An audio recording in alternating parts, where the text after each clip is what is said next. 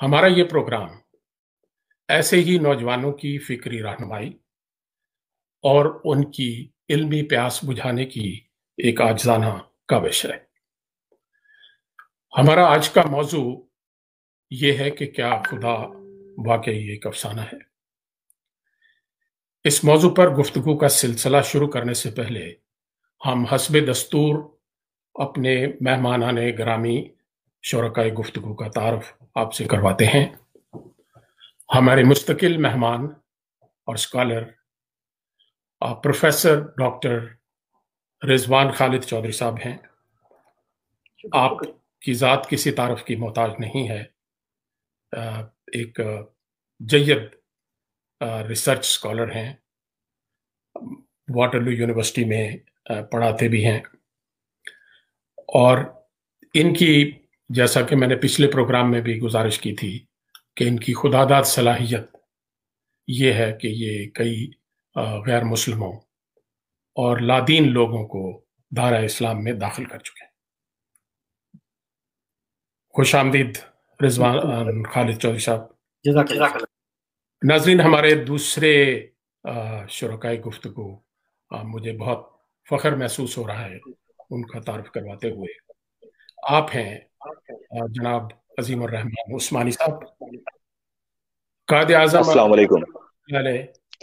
के नमाज जनाजा पढ़ाने वाले मारूफ आलिम दीन मौलाना शब्बीर अहमद उस्मानी के खानवादे से आपका ताल्लुक है और आप उन लोगों में शामिल हैं जो तकरीर और तहरीर दोनों हवालों से मकबूल हैं। फ़न खताबत के तकरीबन सभी एजाज़ात ज़बान तालिब इल्मी में आपके पास रहे हैं।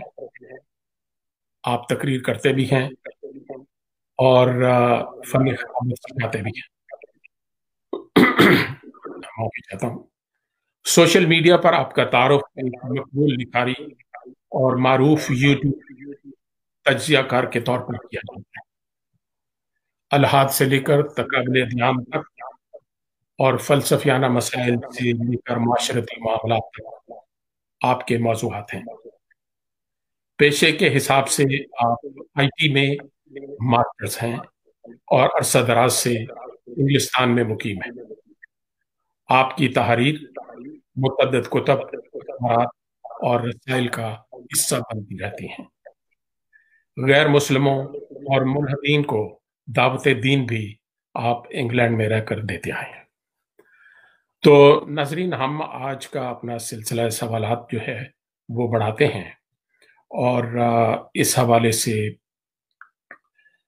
मैं पहला सवाल जो है हम करना चाहेंगे डॉक्टर रिज़वान खालिद चौधरी साहब से। ये सवाल हमारे एक मोहतरम नाज़िर ने हमें इरसाल किया है, तो इसको मेहरबानी करके स्क्रीन पर इनके सवाल को चलाया जाए। अस्सलामु अलैकुम। रिज़वान भाई, मेरा एक सवाल इस हवाले से था कि जैसा कि हमने सुना है कि कुछ जिस तरह फॉर एग्ज़ाम्पल एक इंसान है तो वो उसके अमाल की जज़ा व सज़ा तो उसे आखिरत के बाद ही मिलनी है, मतलब आखिरत में मिलनी है, क़यामत के बाद। लेकिन हमारे यहाँ हमें ये कॉन्सेप्ट भी पाया जाता है कि फॉर एग्ज़ाम्पल एक इंसान की अगर इंतकाल हो जाता है तो जो वो अरसा कब्र में गुजार रहा है तो उस दौरान सुनने में आता है कि कब्र के अज़ाब भी उसे होते हैं। तो क्या वो उस जो सज़ा उसे आखिरत में मिलनी है उसमें से डिडक्ट होगा? क्या वो भी कंसीडर किया जाएगा आखिरत की सज़ा में, या वो सज़ा अलग है और ये सज़ा अलग है? ज़रा इस पर भी रोशनी डाल दीजिएगा, क्योंकि होता ये है कि जिस तरह हम लोग कहते हैं कि इंसान के नेक अमाल का जो भी है इफ़ेक्ट उसे दुनिया में मिलता है और आखिरत में भी मिलेगा। तो क्या अगर कोई गुनाहगार है और वो अपने गुनाहों को मतलब गुनाहों की सज़ा दुनिया में भी मरने के बाद कब्र में भी पा लेता है, तो क्या आखिरत में जो सज़ा होगी वो अलग होगी, या जो कब्र में उसने जो अरसा अज़ाब में गुजारा है वो भी इसमें कैलकुलेट होगा?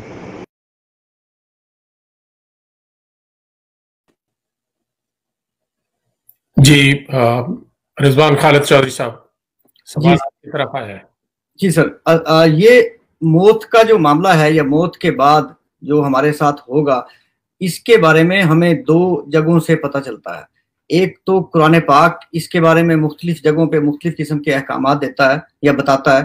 اس کے علاوہ مختلف صحابہ جب حضرت محمد صلی اللہ علیہ وآلہ وسلم سے مختلف سوالات پوچھتے ہوں گے تو جو وہ انہیں بتاتے ہوں گے حضرت محمد صلی اللہ علیہ وآلہ وسلم، ان کو اس بتائے ہوئے کو روایات کی شکل میں وہ بھی ہم تک پہنچتا ہے. تو وہ اس لیے ایسے لگتا ہے جیسے متضاد سی باتیں ہو گئی، کیونکہ ہر شخص نے جس نے حضرت محمد صلی اللہ علیہ وسلم سے سنا اپنے اپنے فہم کے مطابق اس بات کو سمجھا اور آگے پہنچایا.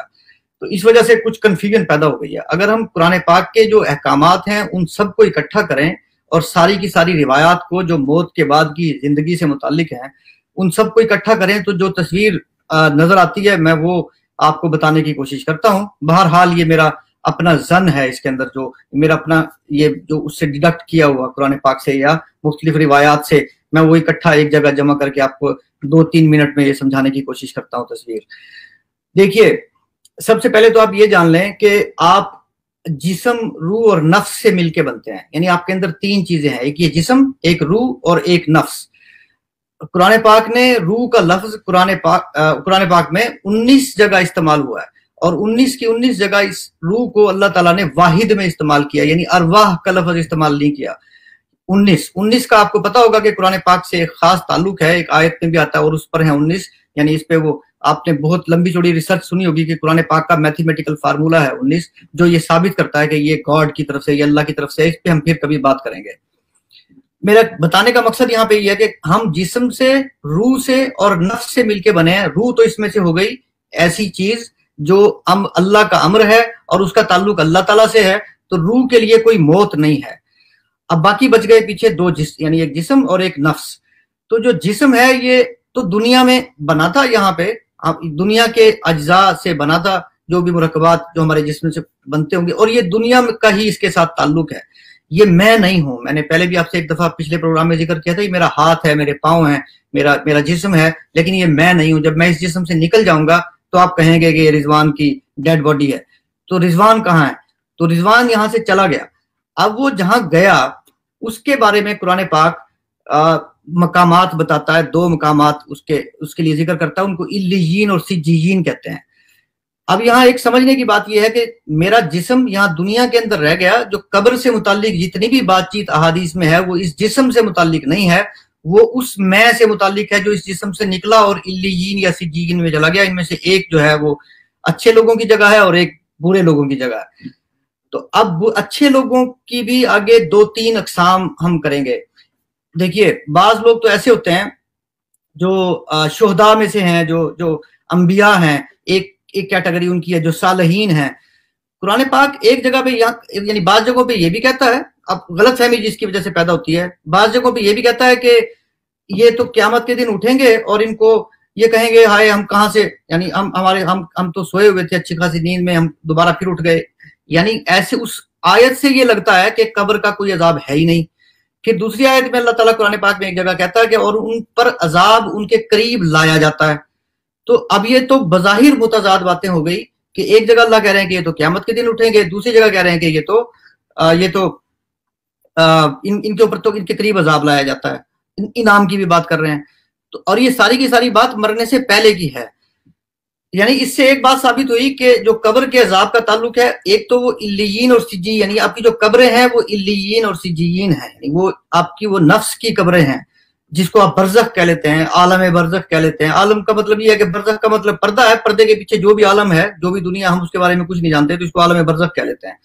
لیکن اب کیٹیگری 3 ہو گئی لوگوں کی. ایک انبیاء، شہداء اور صالحین جو ہیں، دوسرے ملے جلے اعمال والے لوگ ہیں جیسے میں اور آپ ہیں، اللہ کرے ہم ان لوگوں میں شامل ہوں.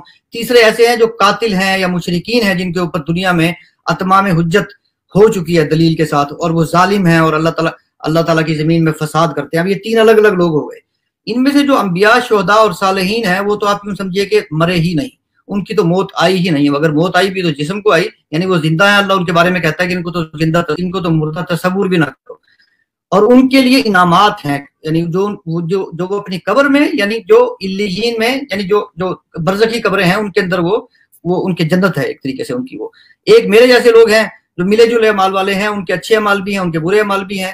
زیادہ چانسز یہ ہیں کہ قیامت کے دن اللہ جب ان سے سوال کرے گا تو اپنی رحمت سے، حضرت محمد صلی اللہ علیہ وسلم کی شفاعت سے، یا ہمارے کاموں کا سوشل امپیکٹ دیکھتے ہوئے وہ ان میں ہمیں مغفرت کر دے گا، ہمارے گناہ معاف کر دے گا. تو ہمارے جیسے جو لوگ ہوں گے، ایسے لوگ جو ہوں گے جن کے گناہ بھی ہیں، ان کو قیامت تک کے لیے سلا دیا جاتا ہے.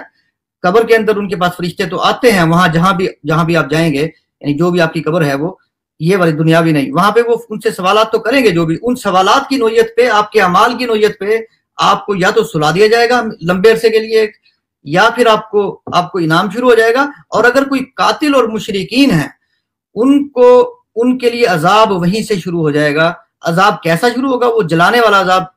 قرآن پاک یہ کہتا ہے کہ ان کے قریب لایا جائے گا عذاب، یعنی اس کا مطلب ہے وہ عذاب کے اندر ہیں تو نہیں. آپ یہ سمجھیے کہ اگر آپ اچھا خواب دیکھ رہے ہیں یا برا خواب دیکھ رہے ہیں، یہ تو میں مثال دینے کے لیے آپ کو سمجھا رہا ہوں، تو اچھے خواب میں بھی آپ ڈرتے ہیں، تو وہ جو بھی ہماری ایک شعوری یا لاشعوری یا اس کے درمیان کی جو کیفیت ہوگی جس کے بارے وہ بھی ایک بہت بڑا عذاب ہے. تو اس عذاب کا قرآن پاک سے پتہ چلتا ہے. اور جو دوسرے لوگ ہیں ان کی میں بات کر ہی چکا. یعنی اس کا مطلب یہ ہے کہ قبر کا، یعنی جو اس ساری بات سے خلاصہ اگر میں کرنا چاہوں وہ یہ کہ قبر کا کوئی اس دنیا کی قبر سے کوئی تعلق نہیں ہے، کیونکہ بہت سارے لوگ جلائے جاتے ہیں، بہت سارے لوگ سمندروں میں چلے جاتے ہیں، غرق ہو جاتے ہیں، تو ان کی تو قبر ہے ہی نہیں، تو ان کے لیے کیسا عذاب؟ تو عذاب کیا صرف پھر ان لوگوں کے لیے جو قبر، اس کا مطلب ہے کہ قبر جو ہے وہ نفس کے لیے ہے. تو اور جو زندگی ایک خاص قسم کی ملے گی ان لوگوں کو جو انبیاء ہیں، شہداء ہیں، صالحین ہیں، سابقون ہیں، ان کے بارے میں یعنی وہ بھی دو قسم کی ہوگی. یعنی پہلے وہ ان کی ایک عبوری جنت ہے، آپ یوں سمجھیے، دوسری جو ہے وہ ایک اوریجنل جنت ہے جو قیامت کے دن آپ کو ملے گی. یعنی پہلے ان کو روایات کے مطابق برزخی جسم ملے گا، ایک برزخی جسم، اس کے بعد جنت کا جسم الگ ملے گا. یعنی جسم ایک لباس ہے جو ہم بدلتے رہتے ہیں. دنیا میں ہم نے ایک لباس پہنا ہوا ہے، برزخ میں جب بھی جس قبر میں بھی ہم ہوں گے وہاں ہمارا دوسرا لباس ہوگا، اور ایک جنت کے اندر ہم تیسرا لباس پہنیں گے. اور جو جہنمی ہوں گے، جہنمیوں کا لباس روایات کے مطابق کثیف ہوگا، سخت ہوگا. جنتیوں کا لباس لطیف ہوگا. میرا خیال ہے میں نے سوال کا جواب تو دینے کی کوشش کی ہے. مطلب یہ ہے کہ قبر کا اس سے تعلق نہیں ہے، اور قبر کے عذاب کا تعلق بھی اس بات سے ڈیپینڈ کرتا ہے، یا قبر کے انعام کا تعلق کا انحصار اس بات پہ ہے کہ آپ کس قسم کے آدمی ہیں. آپ انبیاء، شہداء، یعنی انبیاء تو نہیں ہیں، ہم شہداء ہیں یا صالحین ہیں یا سابقون ہیں یا نیک لوگ ہیں، یا پھر ہم ملے جلے اعمال والے لوگ ہیں، یا ہم ظالم ہیں. ان تینوں کی بنیاد پہ قرآن پاک کے علیحدہ علیحدہ احکامات موجود ہیں. ناظرین، آپ جانتے ہیں کہ دنیا میں طرح طرح کے مذہب ہیں جو خدا کا مختلف تصور دیتے ہیں. مثلا ہندو مت ہے، بدھ مت ہے، عیسائیت، سکھ مت ہے، اور پھر ہمارے ملحد یا شکوک و شبہات میں مبتلا احباب ہیں، اور وہ بتاتے ہیں کہ خدا کا تصور انسان نے لوگوں کے لیے، لوگوں کو کنٹرول کرنے کے لیے خود گھڑا ہے. عظیم صاحب، یہ بتائیے کہ کیا واقعی خدا کہیں افسانہ تو نہیں ہے؟ جی بسم اللہ. نعوذ باللہ. ماشاءاللہ.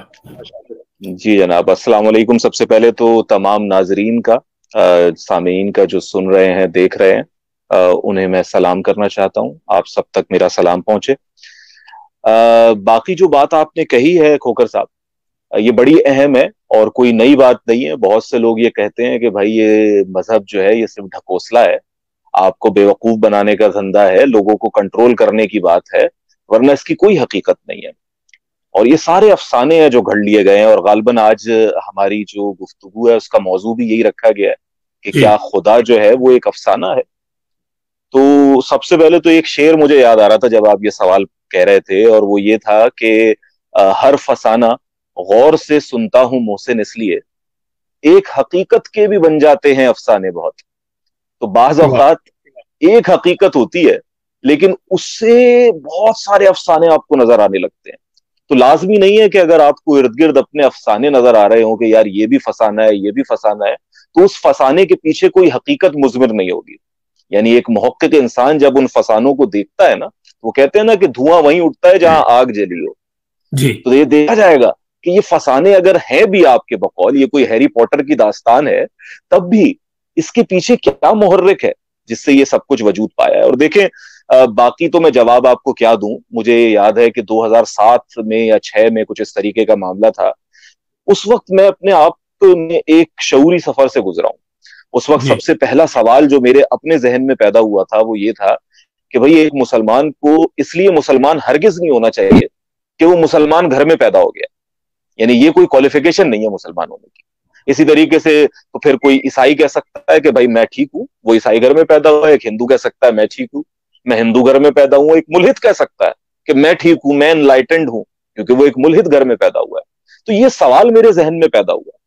اب اس سوال کے پیدا ہونے کے بعد رویہ کیا اختیار کرنا ہے, یہ ہے وہ سوال یا یہ ہے وہ معاملہ جو آپ کو کسی نتیجے پر پہنچاتا ہے یا پھر کسی مفروضے میں مبتلا کر دیتا ہے. تو میں نے اس میں کیا کیا, میں نے اس میں حد الامکان اپنے آپ کو غیر جانبدار رکھ کر تحقیق کرنے کی کوشش کی.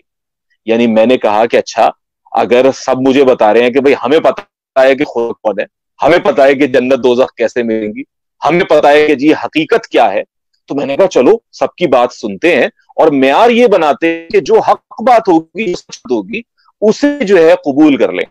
وہ حق بات ہمیں ہمارے مذہب میں ملے, ہمارے مسئلہ میں ملے, ہمارے فرقے میں ملے یا کسی الہاد کی گود میں ملے, ہم قبول کر لیں گے. یعنی یہ بہت بڑا فیصلہ تھا میرے لیے. لیکن اس فیصلے کے بعد میں نے قرآن حکیم کو اسٹڈی کیا. اور جب میں کہتا ہوں اسٹڈی کیا تو اس کا مطلب یہ نہیں ہے کہ بس سرسری سے پڑھ لیا, بلکہ اس کے نوٹس بنائے. جیسے ہم کیمسٹری فزکس وغیرہ کے نوٹس بناتے ہیں اور باقاعدہ سوالات پوسٹ کرتے ہیں, تو میں نے اس کے نوٹس بنائے, اس پر تحقیق کی, اس کی ایک ایک آیت کے اوپر پڑاؤ ڈالا, ڈیرا ڈالا, تحقیق کی.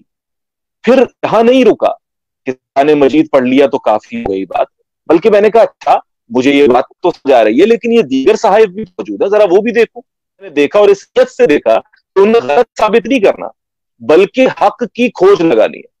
ٹھیک ہے. اسی دوران مجھے یاد ہے کہ ٹائم میگزین میں ایک خبر شائع ہوئی کہ بھائی رچرڈ ڈاکنز نامی ایک بہت بڑے ملحد صاحب ہیں, ان کی ایک کتاب ہے گاڈ ڈیلوژن. اگر آپ نے وہ پڑھ لی تو کوئی انسان جو ہے جو مسلمان ہے یا کوئی بھی مذہب کو فالو کرتا ہے ہو ہی نہیں سکتا کہ وہ مذہبی رہے. یعنی اس کتاب کو پڑھنے کے بعد کوئی امکان نہیں ہے کہ آپ مذہب پر قائم رہ سکیں. میں نے کہا چلو بھائی اس سے اچھی کیا بات ہو سکتی ہے.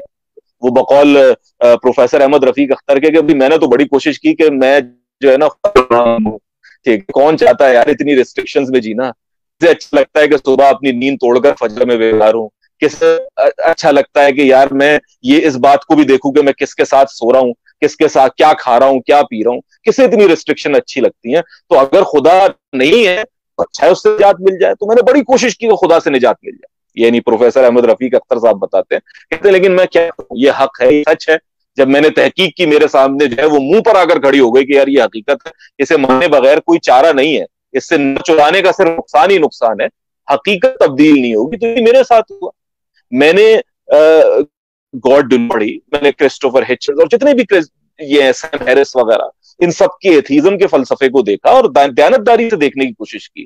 اور جیسا میں نے کہا کہ میں نے الہامی صحائف کو بھی پڑھا, پھر اپنے دین کے اندر مختلف فرقوں اور مسالک کو پڑھا. یعنی میں نے دیکھا کہ سنی کیا کہتے ہیں, اہل سنہ کیا کہتے ہیں, شیعہ کیا کہتے ہیں, دیوبندی کیا کہتے ہیں, بریلوی کیا کہتے ہیں, اہل حدیث کیا کہتے ہیں. ٹھیک ہے, یہ بات کیا ہو رہی ہے, یہ کیا ہو رہا ہے, کیا بے وقوف بنا رہے ہیں ہمیں سب لوگ کہ مجھے پتا ہے حق میرے پاس ہے. ٹھیک ہے, تو وہ جب سب دیکھا تو یوں محسوس ہوا ادریس بھائی جیسے کہ ایک پزل ہوتا ہے نا, بچپن میں ہم پزلز بناتے تھے تو اس میں اگر کچھ پیس مس ہونا تو عجیب سی تصویر ہوتی تھی, لیکن اچانک جب پیسز اپنی جگہ پہ بیٹھنے لگتے تھے تو پوری ایک تصویر آپ کے سامنے آ کر کھڑی ہو جاتی تھی. تو یہ کام میرے ساتھ ہوا کہ وہ ایک پورا پزل جو ہے وہ بن کر ایک تصویر کی صورت بن گیا. اور مجھے پتا چلا کہ بھیا یہ کوئی مفروضہ نہیں ہے, یہ کوئی بیوقوف نہیں بنایا جا رہا, بلکہ یہ تو ایک ہی پیغام ہے جس کی کنٹینیویشن ہے. اسی پیغام کے اندر لوگوں نے جو ہے وہ اپنی چالاکیاں دکھائی ہیں, دکانیں سجائی ہیں.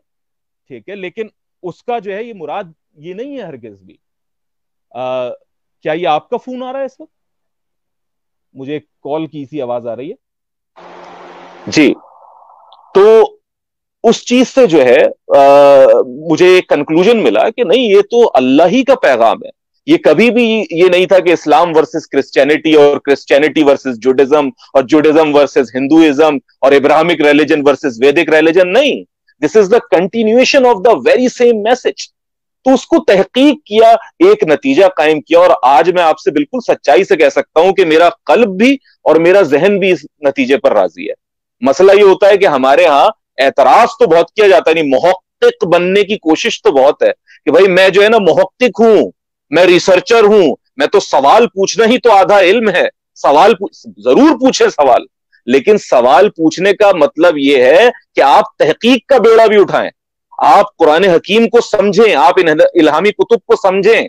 جب آپ اس کے اوپر کچھ سال لگا لیں پھر نہ سمجھ آئے انکار کر دیں, ٹھیک ہے, لیکن اس وقت آپ کا انکار یا اقرار علم کی بنیاد پر ہوگا, ابھی صرف جذبات کی بنیاد پہ ہے. تو اس چیز سے باہر نکل جائیں کہ میں محقق ہوں سوائے صرف سوالات اٹھانے پر کہ جی خدا نہیں ہے, یہ دھوکہ ہے, یہ ہمیں بیوقوف بنایا ہے, یہ ہمیں یوں کر رہا ہے. کسی کو کوئی نقصان نہیں پہنچائے گا سوائے آپ کی ذات کے کہ کل ہمیں اپنے اللہ کے سامنے حاضر ہونا ہے.